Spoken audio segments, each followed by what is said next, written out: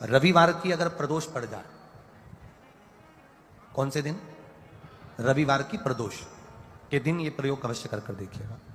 ज्यादा बार नहीं करना है, केवल एक ही बार करना, बाबा स्वयं कृपा करेगा। अपने मंदिर में अर्थात अपने घर के पास कोई मंदिर हो, शिवालय हो, देवालय हो, जहां शंकर भगवान विराजमान हो, शिवलिंग हो, ऐसी जगह पर अवश्य करें। हमें कहीं दूर जाकर ये प्रयोग नहीं करना है, अपने अपने शिवालय, अपने जो घर के आसपास में शिवालय हो वो। एक बेलपत्र अशोक सुंदरी वाली जगह, अब उसको अशोक सुंदरी की जगह पर भी चढ़ाने का तरीका क्या है? ये शिवलिंग है, ये जलाधारी है, ये जल बहता है, बीच में जो मोटी सी लाइन है वो अशोक सुंदरी का स्थान, ये जो भाग है षडानंद कार्तिकेय गणेश जी और कार्तिकेय जी का। जलाधारी मतलब माता पार्वती जी का हस्त कमल, शिवलिंग मतलब भगवान शंकर का स्वरूप। ऊपर से जो बूंद बूंद पानी इस पर गिरता है वो शंकर भगवान की 5 लड़कियां, जया, विषहरा, शामलीबारी, दौतली और देव। शिव जी की 5 लड़कियां ऊपर, एक लड़की शंकर भगवान की 6ठे नंबर की अशोक सुंदरी उनके चरणारविंद के पास, उनके गणेश षडानंद कार्तिकेय के मध्य में।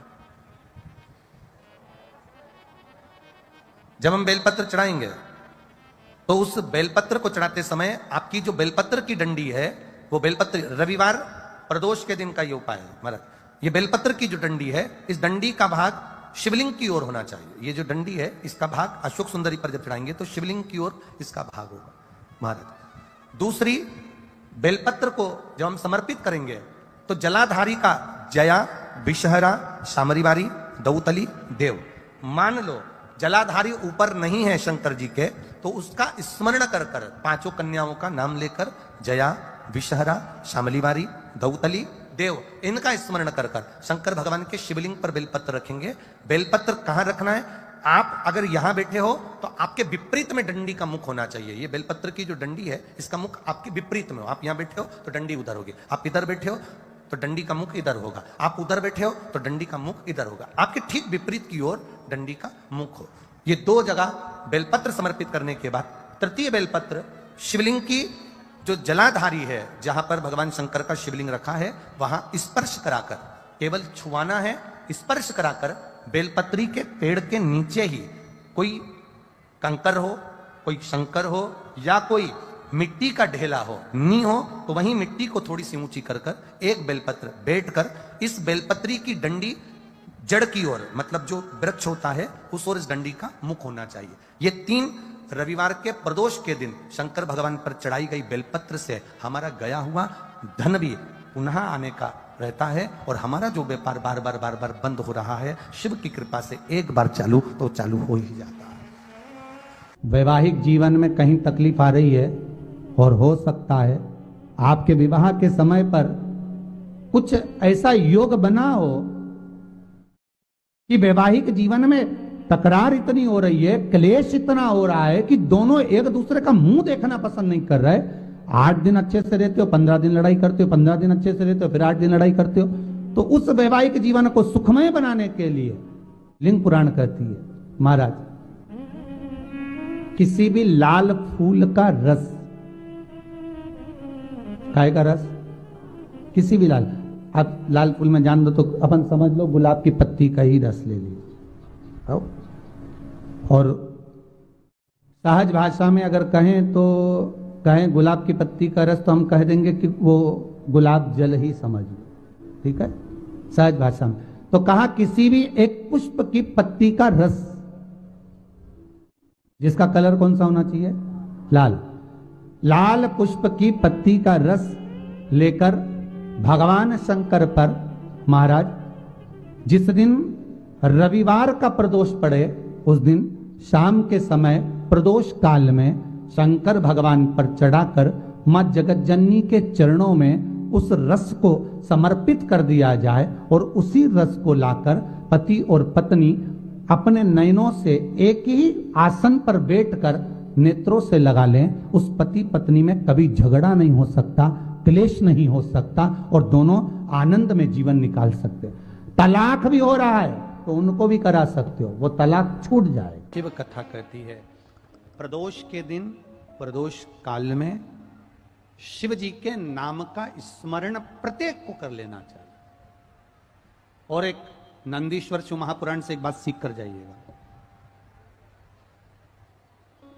अगर आपको लग रहा है कि दुख समाप्ति नहीं हो रहा है, एक बीमारी से उठे दूसरी बीमारी में लग गए, फिर कोई दुख आ गया, फिर कोई दुख आ गया, फिर कोई तकलीफ आ गई, फिर कोई तकलीफ आ गई, बार बार आपको लग रहा है कि दुख पीछा ही नहीं छोड़ रहा,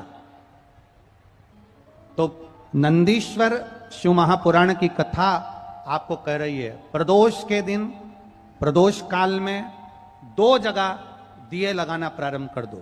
पहला, बेलपत्री के वृक्ष के नीचे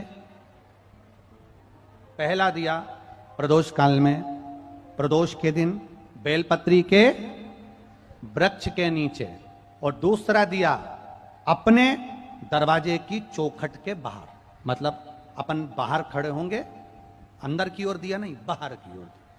एक दिया बेलपत्र के नीचे देवाधिदेव महादेव से प्रार्थना कर कर, हे शिव शंकर, हे गौरी शंकर, हे शिव, आज प्रदोष का दिन, प्रदोष काल में आप भ्रमण के लिए निकलोगे नंदीश्वर के साथ में, ऐसी कृपा करना, आपके लिए मैंने द्वार सजाया है भोलेनाथ, आपकी दृष्टि मेरी चौखट पर भी कर देना, मेरी जिंदगी संवर जाए। इसलिए 2 दीप स्मरण करो।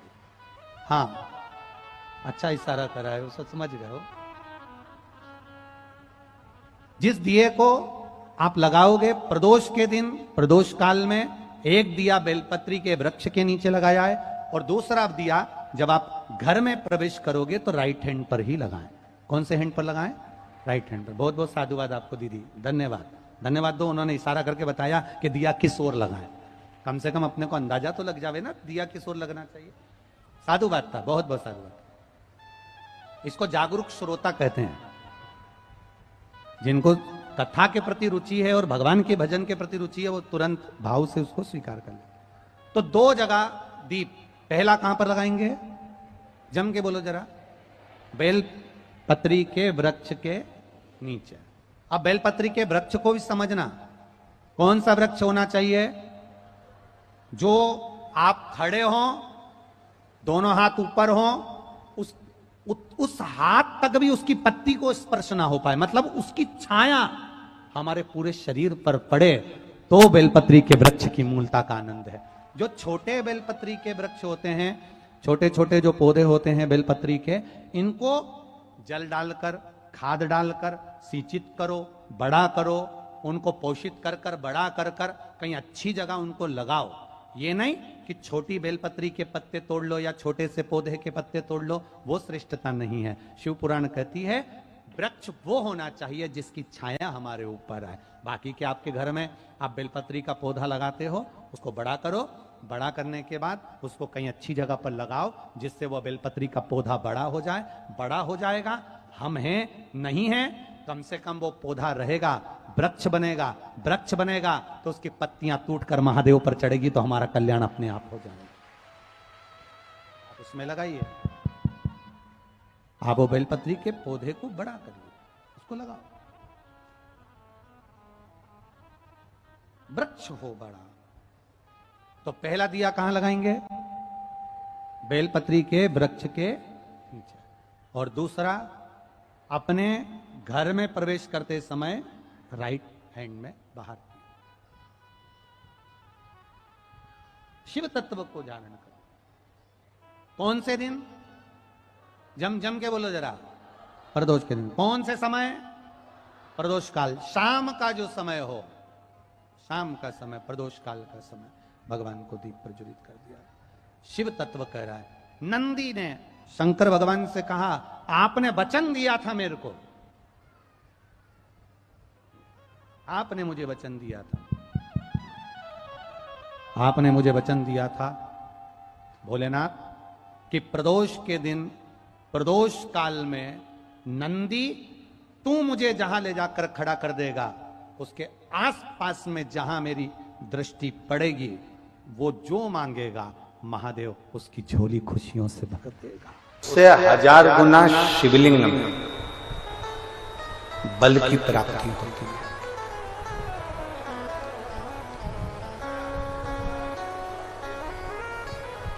प्रदोष के दिन यदि आपको कहीं से शमी पत्र मिल जाए, प्रदोष के दिन यदि कहीं से आपको शमी पत्र मिल जाए और प्रदोष काल में, प्रदोष का जो समय होता है, शाम का जो समय होता है प्रदोष काल, 4 प्रदोष 5 प्रदोष आप कर देखिएगा कि आपका कोई काम है, कोई नौकरी के लिए आप अप्लाई कर रहे हैं, कोई समस्या बड़ी विकट आ गई है, कोई तकलीफ, बड़ा गला पकड़ रहा है बेटा, कोई तकलीफ विकट आ गई है, कोई समस्या विकट आ गई है, प्रदोष के प्रदोष काल में अगर एक शमी पत्र भी आप घर के शिवलिंग को, अब ये करने के लिए आपको मंदिर के शिवलिंग नहीं जाना, अपने घर में जो शिवलिंग, चाहे वो स्फटिक का हो, पारद का हो, कंकर शंकर का हो, लकड़ी का हो, जो शिवलिंग तुम्हारे घर में, कांच का हो, चाहे वो नर्मदा के कंकर का हो, नर्मदेश्वर हो, पाषाण का हो, जो शिवलिंग, चांदी का हो, सोने का हो, तांबे का हो, पीतल का हो, जो शिवलिंग तुम्हारे,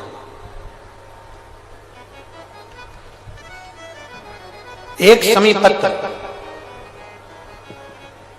यदि आप भगवान शंकर के शिवलिंग पर समर्पित कर रहे हो और उस शमी पत्र को उठाकर रात्रि को 9:15 की जो एक मुहूर्त होता है, एक समय होता है, जिस समय पर हम अपने मन की बात भगवान शंकर को कहते हैं, पूर्व में भी इसका वर्णन हम कर चुके हैं कथाओं में। उस 9:15 पर वो शमी पत्र को उठाकर एक कागज में, एक कटोरी में उसको रखते थे। 4 या 5 प्रदोष के उस शमी पत्र को अपने पास में रखिए और जिस कार्य के लिए जा रहे हो उसको जेब में ऊपर के भाग में उसको रखकर लेकर जाइए, आपका वो कार्य सफल होकर ही रहेगा, वो रुक नहीं सकता। आपको एक कथा में कहा था,